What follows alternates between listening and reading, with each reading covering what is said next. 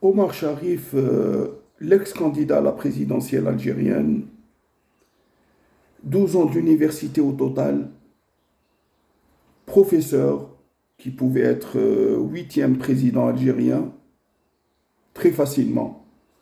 Il pouvait être chef suprême des forces armées, juge des juges et père de la nation. Déjà en 1999, sinon 2004 ou 2009 maximum. Donc Omar Sharif donne un cours de logique et de terminologie à tous les juges du monde et rappelle certains principes fondamentaux. Un, premièrement, la médecine n'a jamais été une science exacte. C'est clair. Deux, un général de l'armée n'a jamais été Dieu, ni un prophète. Trois, l'erreur judiciaire et médicale existent. Elles ont tout le temps existé, mais ont-elles été reconnues? That is the question of Shakespeare. Quatre, un acte notarial, comme le mien, est un acte officiel. Et le mien était irrévocable. Le terme irrévocable était écrit en toutes lettres. 5. L'héritage. L'héritage est un patrimoine qui se transmet par succession à travers les générations après le décès des parents et jamais avant, jamais avant. Donc, mon frère n'a aucun droit de revendication puisque mes parents sont encore en vie. 6. Je me suis marié et eu 4 enfants sur la base d'avoir une propriété, une maison que j'ai étendue par la suite et j'ai créé une école d'informatique et j'ai mis en place un centre commercial, d'accord? Donc,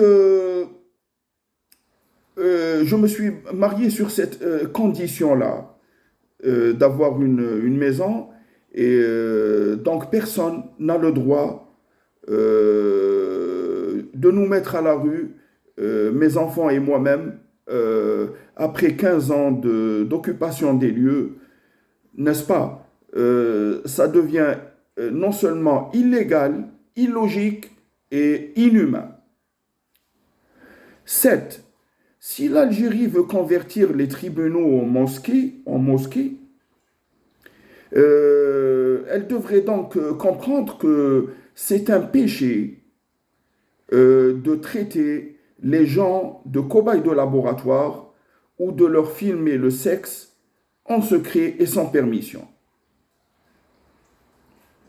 8.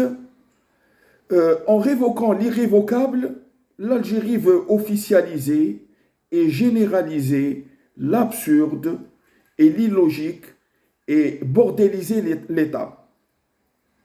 Les articles 214, 215 et 216 du Code pénal sont clairs. La falsification dans tous les pays du monde se définit comme suit.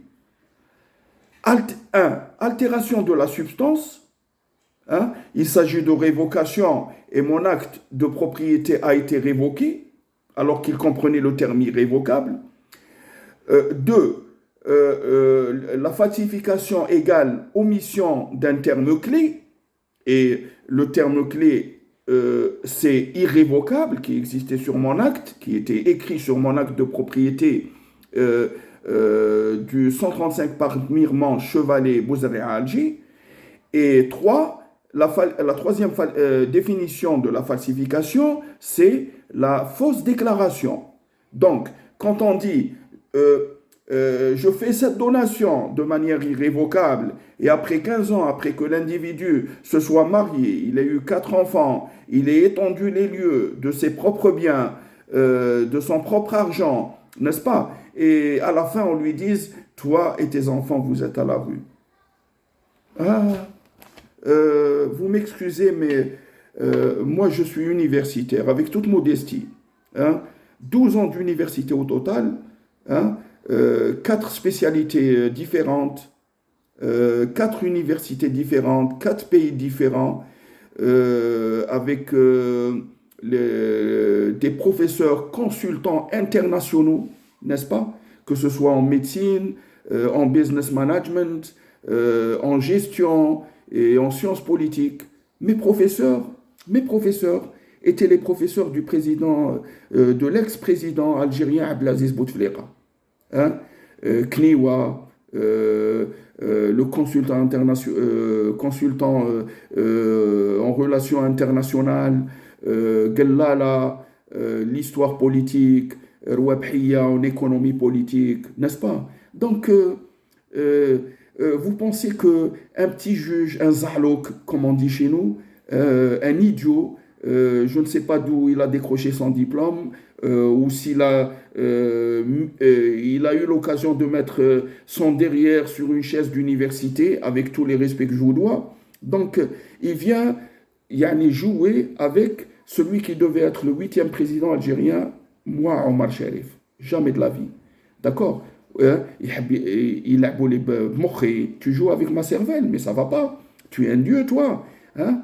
D'abord, la médecine n'a jamais été une science exacte, et ensuite, c'est un péché et un délit que de traiter les gens de cobayes de laboratoire. D'accord? Ou là, tu me colles une barbe de terroriste, tu m'as vu m'asseoir avec Oussama Ben Laden, tu m'as vu vendre des armes, tu m'as vu mettre des bombes dans les marchés. C'est ça la définition de terroriste. Hein? Qui c'est qui s'est plaint contre moi? J'ai eu 3 passeports diplomatiques dans ma vie, hein, durant 15 ans. J'ai voyagé comme VIP, hein, du nord au sud du globe terrestre, d'est en ouest, hein, capitale par capitale, ville par ville et parfois même village par village et ruelle par ruelle dans certains pays. Personne ne s'est plaint contre moi.